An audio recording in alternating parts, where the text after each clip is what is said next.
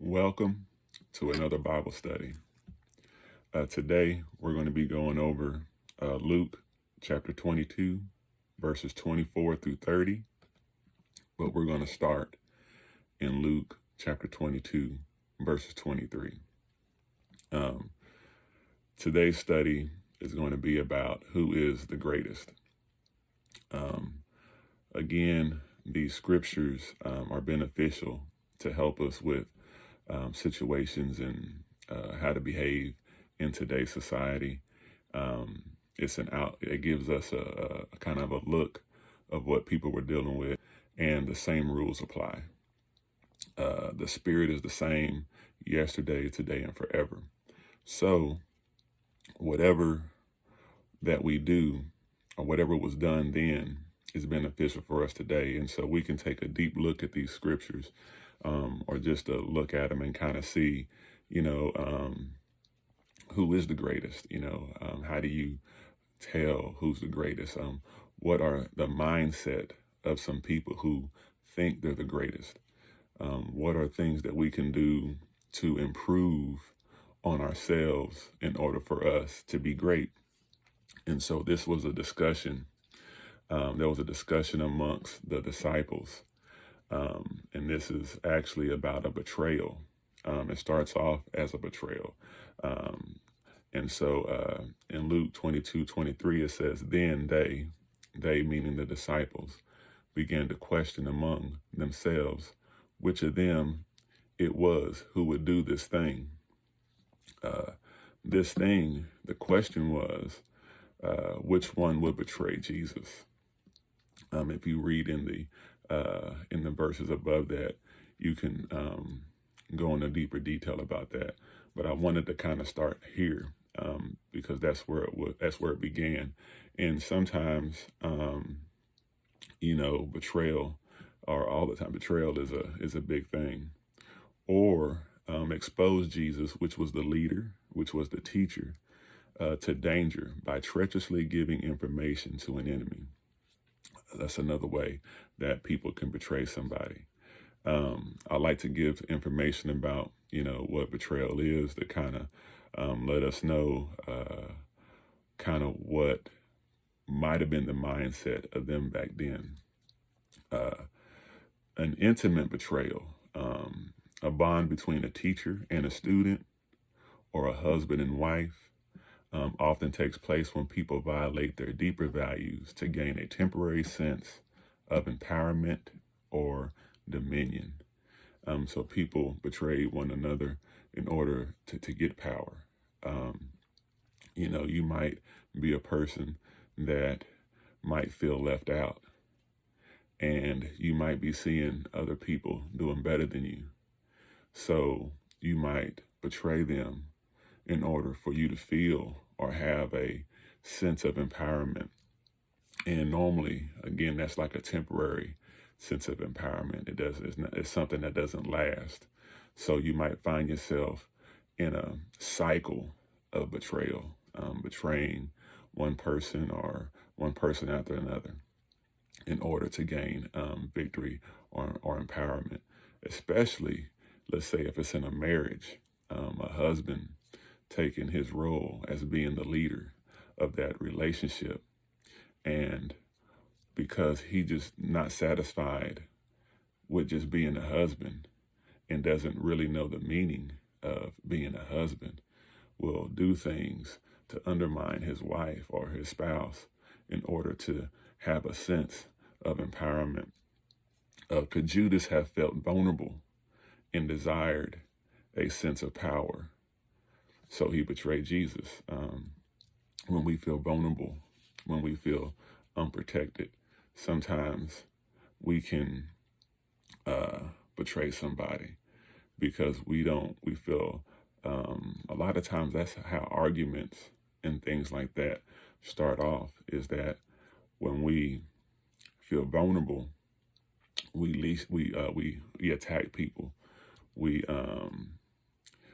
violate our deeper values that we have inside of ourselves, and go over the line with people in order to discredit them, in order for us to be right, or for us to be great? What extent are you willing to do to be great?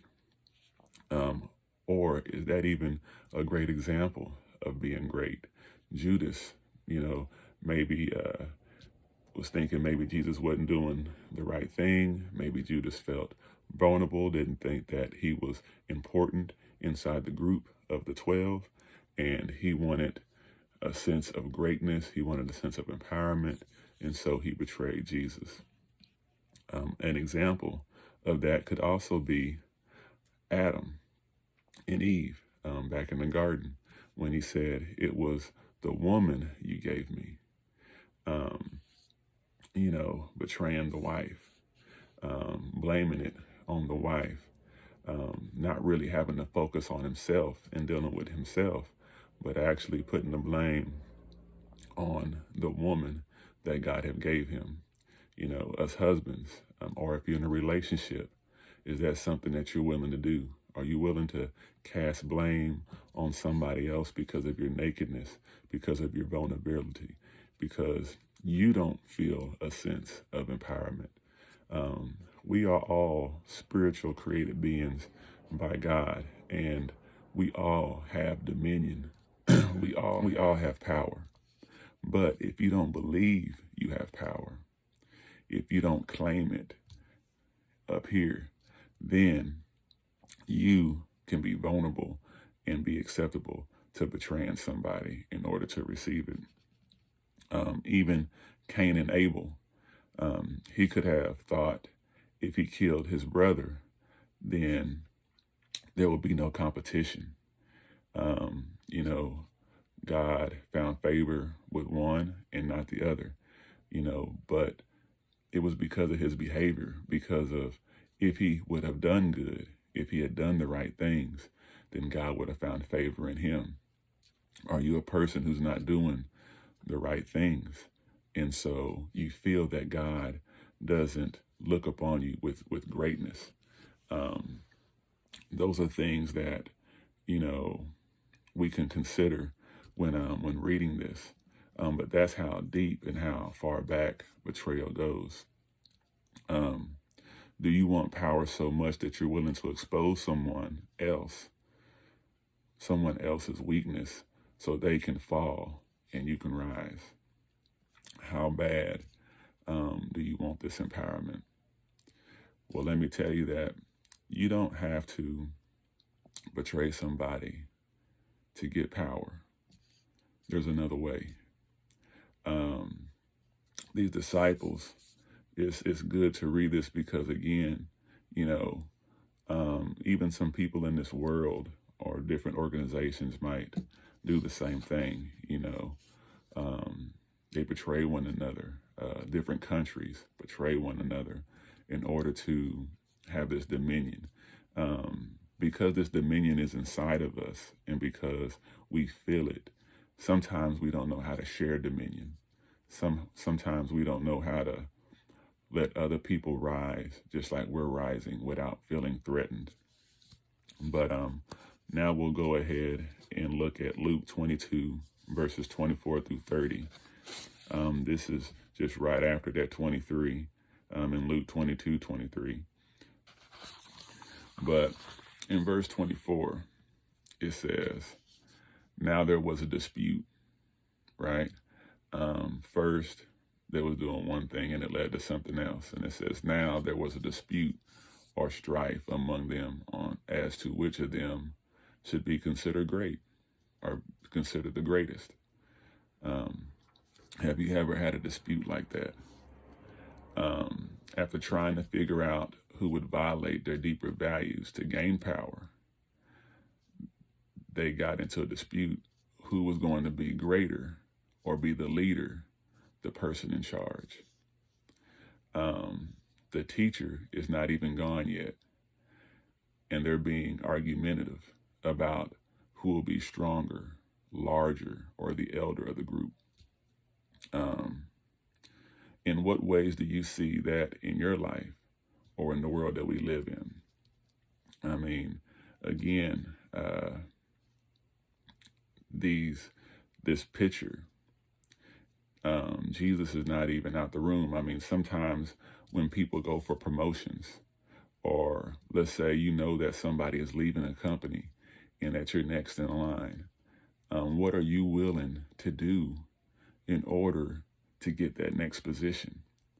Are you willing to betray somebody, put somebody up under the bus in order to achieve this greatness? And that's the question you have to ask yourself. Are you willing to lose value, or,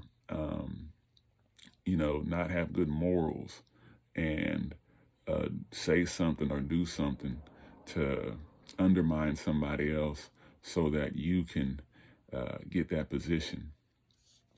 Jesus goes over, the things that somebody who is great does.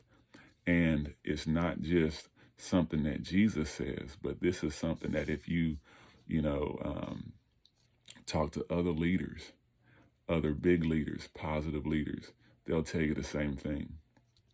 And the thing of it is that it doesn't involve anybody else. It just involves you. Just something that you can do can turn you into a leader.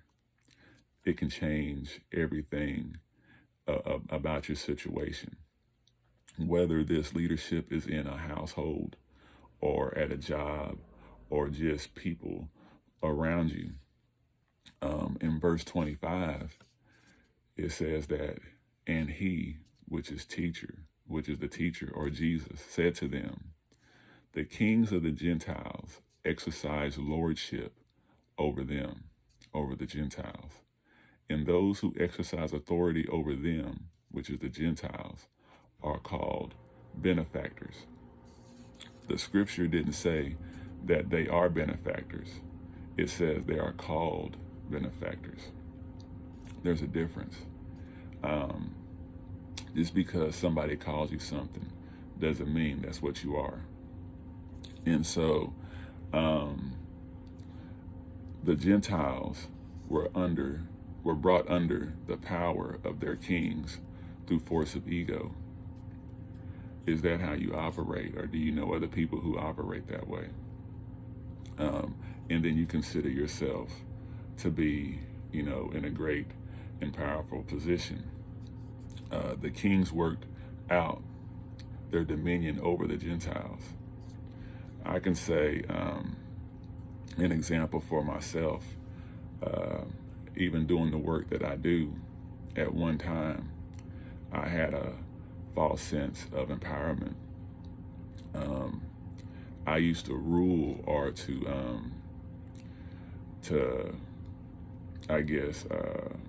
when I had responsibilities over other people, I would rule with an iron fist. I thought that I knew what I wanted, and I wanted done a certain way. And if you didn't do it that way, then it was not good to me. And either you did it my way or you got off the job. That was my mentality. I'm thinking, I got this responsibility. If anything happens, it's on me. So it has to be done my way. And I didn't do it nicely. Sometimes you might say it nicely a couple times, and then if somebody doesn't do it the way you want to do it, then your attitude changes. You're like, well, they didn't listen to me this time, so let me say it in another way, more forcefully. And then even sometimes, I'll go to the person that's over me and get that person removed off the job because he's not following orders. Hey, I cannot deal with this person. He's being combative.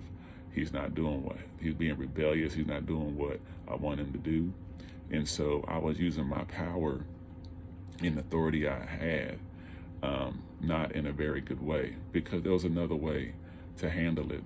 I can remember I was on a job one time, and the boss, the guy over me, said that if I put somebody else off the job, then I would have to do their job myself. Well, that changed the aspect that I had, the course that I was taking had to change, and so I had to change it. So I had to start doing what Jesus is going to say to do here. Another example is maybe, it might be a good example, might not be. Y'all might have a better example that you can use, but it could be like a landlord and a tenant. On the outside, it looks like the landlord is being a servant by providing a place to live. But in reality, they have all the power over the tenant. Normally, you have to sign a contract of what they expect. You got to follow these rules. You got to pay this rent. If you don't pay this rent, or if you don't do this, if you don't do exactly what this contract says, then normally you're in violation, and I have the right to put you out. Also, you can look at parents and their children.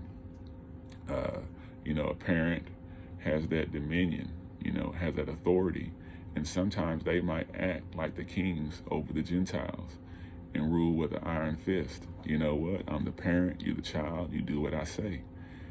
If you don't do what I say, you can get out of here. Some parents might put their children out because of that.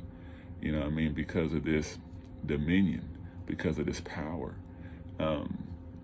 Everybody goes through this.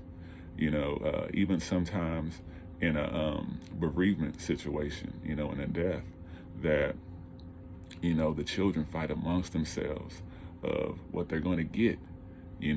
Once the leader or once the parent is gone, the kids are already fighting on who's going to be, who's going to make the decisions, what's going to happen. There is a better way to handle these situations. But this study shows that really you can use this in a lot of different scenarios that can help you in every aspect of your life. And so that's why I like reading the Word. That's why I like reading the Bible, because it gives me another insight. It lets me know that, hey, you know what? I can learn by other people just by reading what they done. And so what Jesus says in verse 26, he says, but not so among you, right? Other people do this. The world might do this. That's why there's a lot of wars out there, or that's the reason why there might be a lot of wars out there, because of a sense of empowerment, a sense of rulership. This country or this person is not acting the way they're supposed to, so I'm gonna do this. So because of this sense of empowerment, and because we don't know how to rule individually without being threatened, then sometimes other actions are taken. But it says that, and I'm gonna say this to everybody, you know what? This doesn't have to be the way you do it. This cannot be so among you. It doesn't. You can change. And we're gonna look and see how we can change. It says, on the contrary, he who is greatest, right? Who's greater or stronger among you, let him be as the younger. The younger, when you look it up in the Hebrew, can mean recently born, young, youthful, lowest in rank. Even some scriptures will kind of describe it that way, as being lesser, right? So the one who is greater become less than, right? And then it says, and he who governs as he who serves. Man, that is a whole different aspect of the game. But even when I was on those jobs and I had those people who I was communicating with to get jobs done, this is the same way I had to do it. Not knowing, because I wasn't reading the Bible then, I wasn't studying then. I didn't know this was something that it was in the scriptures. And I guarantee you that even businesses today, even though they don't say it, go by scriptures. Somebody have read this and put it in another language in order to use it in business, because successful business people understand this concept.